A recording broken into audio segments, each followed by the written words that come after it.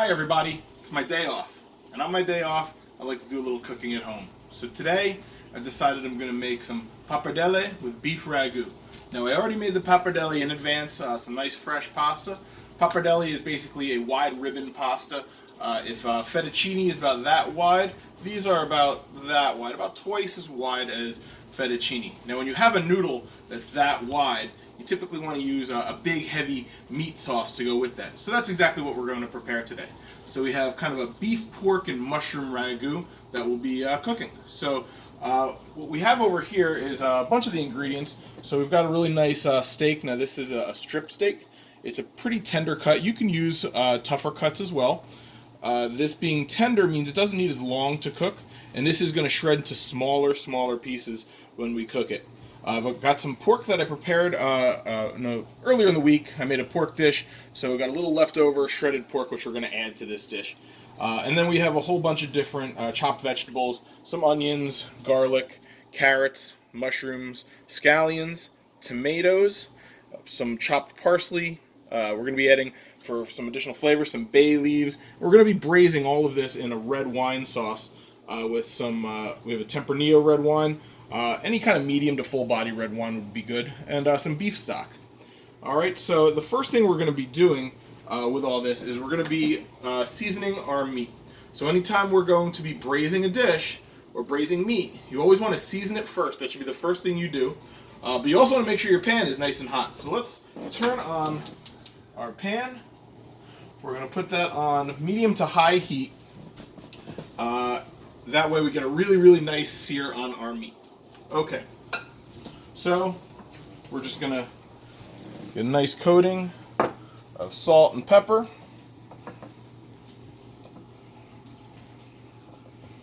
So this comes from the sirloin, which is a nice tender region of beef. Alright, now it's nice and seasoned. Now we're going to go over to our pan when it's nice and hot. We're going to sear it in a little bit of oil. So we're all set to braise here. I got my pan nice and hot, so we're just going to oil the pan a little bit. We got our beef that we salt and peppered. We're just going to sear it on all sides just to make sure all edges are going to be locked in. This is going to help develop flavor and also make our beef a little bit juicier. Even though we are going to be shredding it, we still want our beef to be nice and juicy.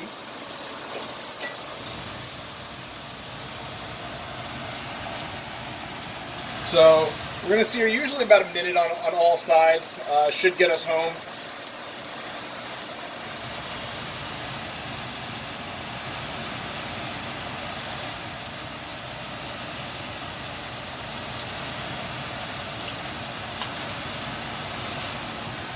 So there we go, we got the nice browning right there. Now this steak kind of has three different sides, so there's not just the top and the bottom to this steak. So we're going to sear it on all three sides. And if you can see inside here, we have the nice, what we call the fond. Fond is the beef that gets stuck to the bottom of the pan and it caramelizes on there. That is really delicious and full in flavor. We're going to have to get that off of the pan, so we will be deglazing this pan with some red wine to really get that off and make our sauce that much better. All right, we'll sear our final side there.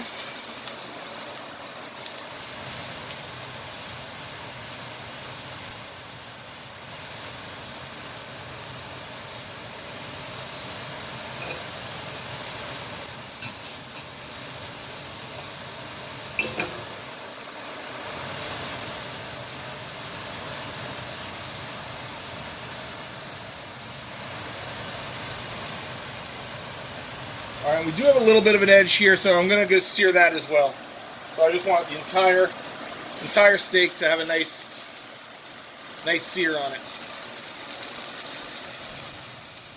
So remember, anytime we're going to be braising meat, we always want to sear it first in fat. But before we sear it, we do want to season it, salt and pepper. You don't want to put salt and pepper too early, too much in advance, because that salt and pepper tends to draw out moisture, and then it makes it a little harder to get that nice browning on our steak. So salt and pepper, sear, and then once it's nice and seared on all sides, we're going to pull this aside. So we've removed the meat from our pan.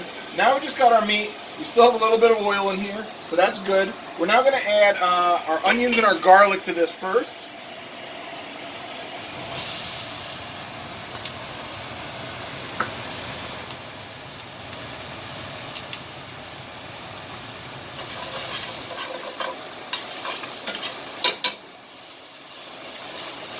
So we just want to sweat these out for a minute or two. We don't want to cook it too long because the garlic does tend to burn. We don't want that to happen. And remember, inside this pan we still have all that nice burnt beefy bit in there, the fond. So we're going to leave that in there for now.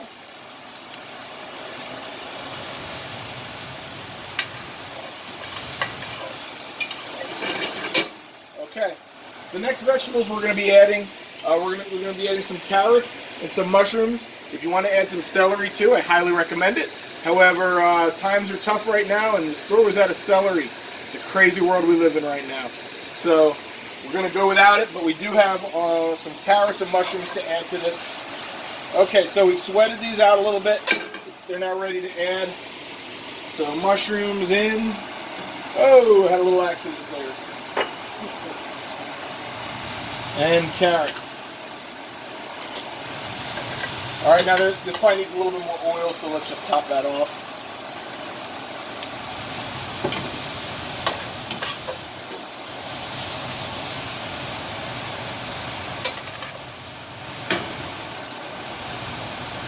Okay, so we're going to make sure that everything here gets nice and sauteed a little bit. We don't want to fully cook any of these vegetables because this is going to be slow cooked. Notice the size of the mushrooms that we have here. They're fairly large. We want these bigger cuts of mushroom because this is going to be slow cooked. If these were small, they'd kind of disappear. Which, as you can see, we did small dice the carrots and the onions because we kind of want them to disappear into the sauce. Look, some of the fond is already coming off the pan, and that's because of the mushrooms have a lot of moisture in them, and they're releasing that as we speak. Okay.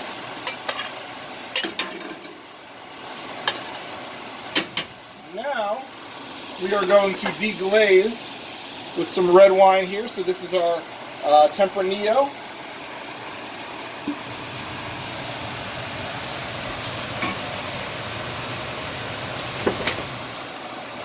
I want to stir it to make sure all of the stuff that was on the bottom of the pan comes up. Let's crank some heat, get high heat on there to make sure it all comes off. Alright, now as you can see, I've cleaned the pan. So in addition to adding flavor, we actually made this a lot easier to clean up at the end of the day. So our vegetables are cooking in the red wine. Now we do want to add the rest of our ingredients here. So we're going to be throwing in our tomatoes. We're using just canned tomatoes. If you have fresh tomatoes, even better.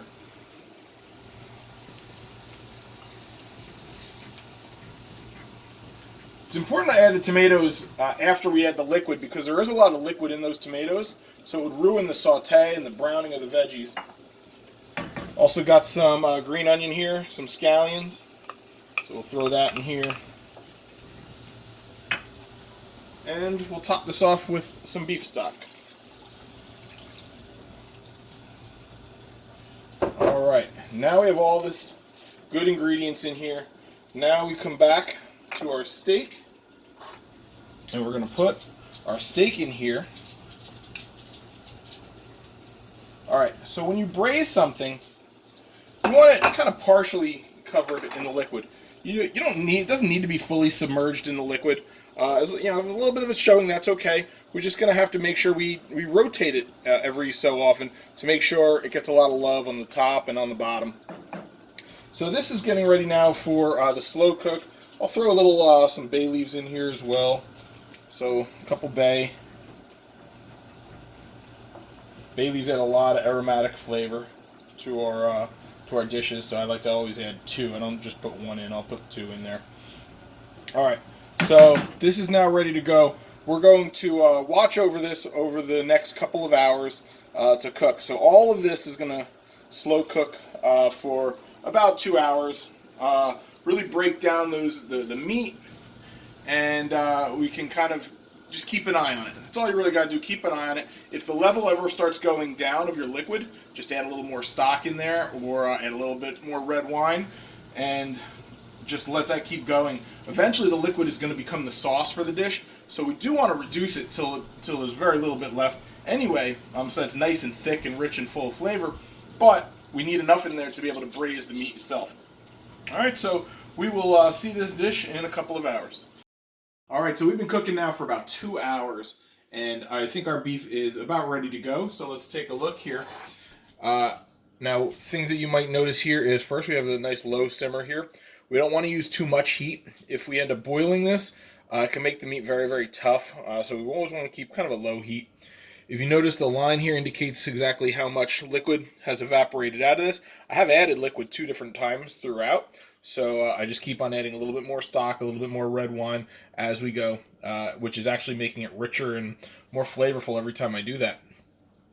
Alright, so we take a look, you can kind of get a good idea of what our ragu looks like here. And here is our cut of steak, which is nice and tender. So we are now going to pull the meat out, we're going to shred it, and then we're going to add the shredded meat right back in, and we're going to be finishing our sauce. So we'll take our beef out, we'll put it on our cutting board, and then we will begin to shred that up a little bit.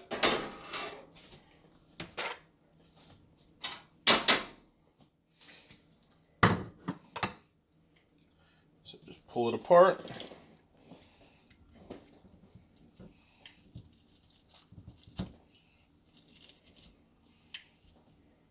It's a little tough. That's all right. We are going to be putting this back in the liquid to cook even more, so it'll be fine. So we just want to break this into some small pieces. If you let it cool off, you could handle it with your hands a little better.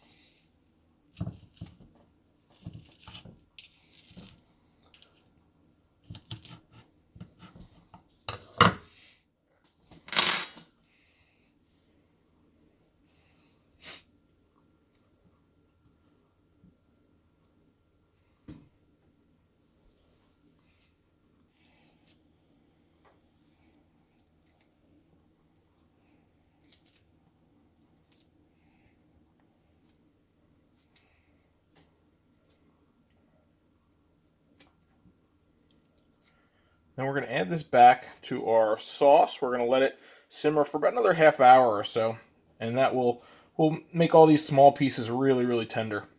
We're going to also add in our pork that we already pre-cooked. It's already nice and tender, although it is, cold, so we do need to warm that up. And we want the flavors to kind of marry and all blend together.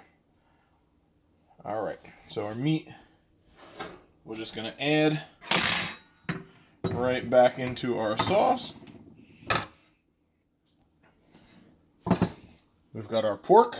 We're going to add the pork into here as well. And I'm also going to add some parsley. All right, we're going to let this now simmer. The only thing I didn't add here is seasoning, salt and pepper. We're going to add that right at the very end. It's very important not to add the salt and pepper right now, just because this will reduce more and more. If we season it now, it might end up being a little too salty. So we'll put this back on the heat here, stir everything all up, and then we'll let this cook for, like I said, about another half hour or so, which will make the beef even more tender. Alright, as we now let this continue to cook, we are going to get our water ready for our pasta. It's been simmering now an additional 20 minutes or so. I'm going to be adding in one ingredient. Actually, kind of forgot to add this in, which it's okay. But we're going to add a little bit of tomato paste right here. This will help heighten our flavor. Would have been good to add the tomato paste in earlier in the cooking, but it'll be okay. This will also give us nice texture and a nice thicker sauce for this. But we're just about ready, as you can see here. Everything is nice and shredded and looking good. All right, we're just ready to season it up now.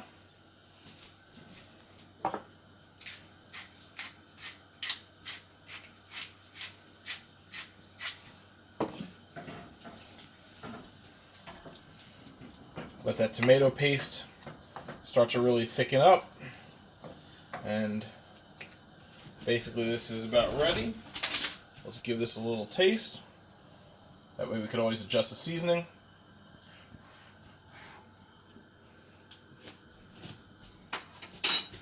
Oh, it's beautiful. Okay. So we are done here. Now comes to the pasta. So we have here some homemade pappardelle pasta. As I mentioned earlier, pappardelle is a very wide ribbon-like pasta, so it's like a wide fettuccine noodle.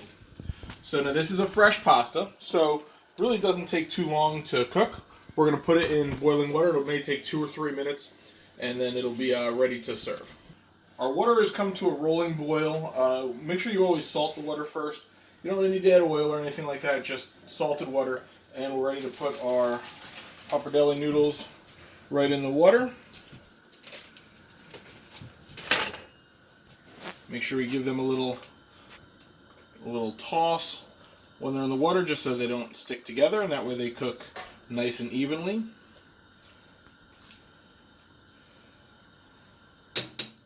So this is going to take about 3 minutes to cook or so.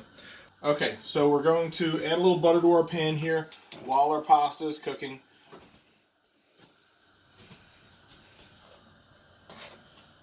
And then we want our pasta noodles to be al dente.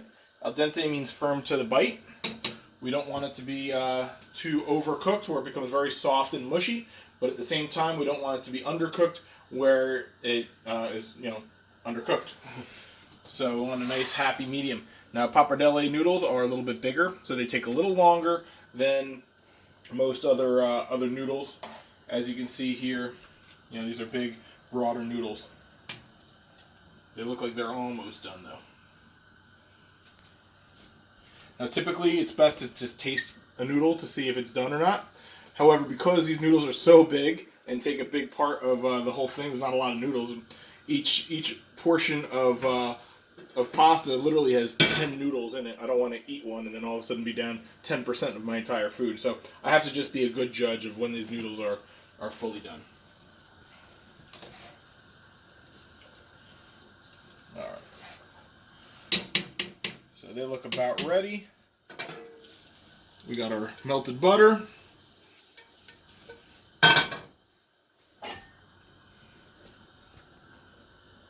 And now we're going to transfer our noodles over to our pan. I'm not going to dump this out into a strainer because I want to save some of this water. We're actually going to take this water, we're going to coat our noodles with it inside our saute pan, which is going to help the sauce stick to it a little better because there's a lot of good starch in this water from the pasta itself.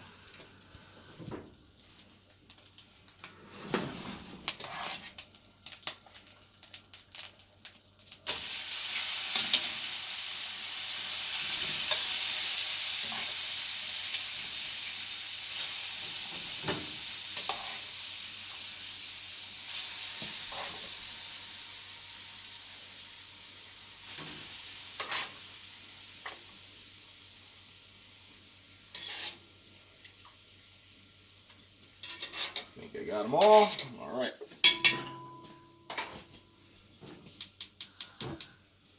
So we're going to take these noodles, we're going to toss them in the butter so they're nice and coated. And now we're going to add just a small little ladleful of this water.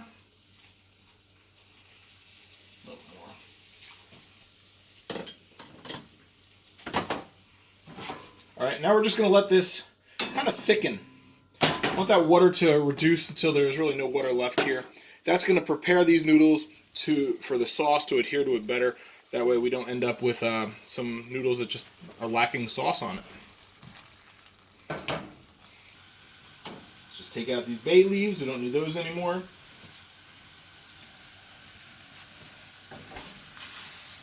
Okay, we're now ready to add our pappardelle back in here. Or I'm sorry, our ragu to our pappardelle.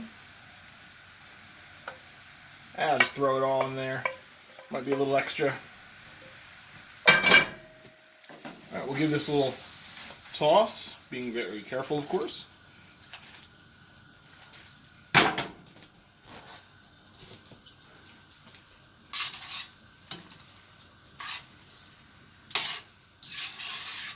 You want to be careful when mixing. We don't want to break up any of these big noodles and cut them in half.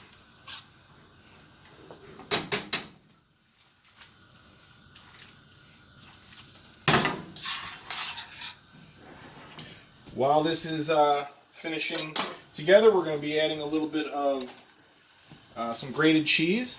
You can use fresh grated Parmesan or Pecorino, but I actually have a truffle Gouda cheese, which I'm going to add to this.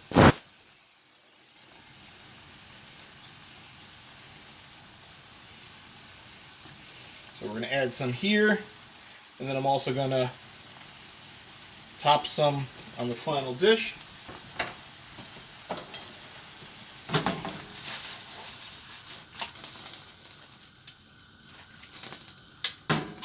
Okay, we are ready to plate now.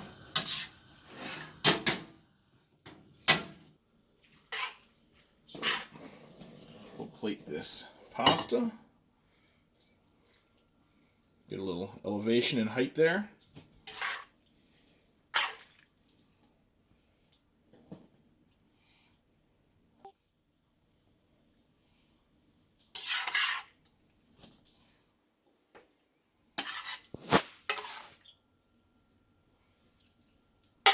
We always like to put the doodads right on top. It's all about the doodads.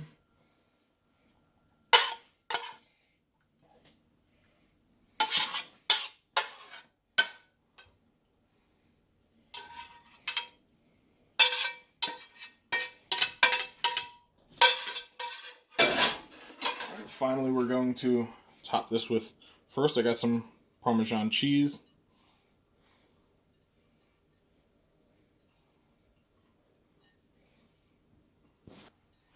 And then we're going to add some more of our truffle Gouda.